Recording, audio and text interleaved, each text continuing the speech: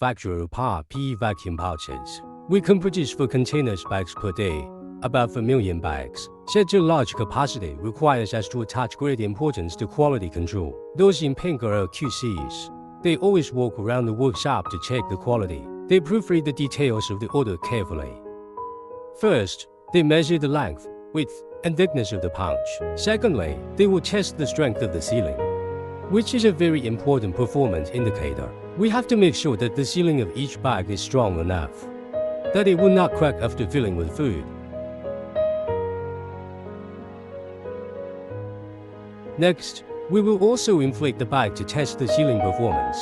Finally, the QC will take several samples and label them after, making detailed records and keeping the sample room and R&D center.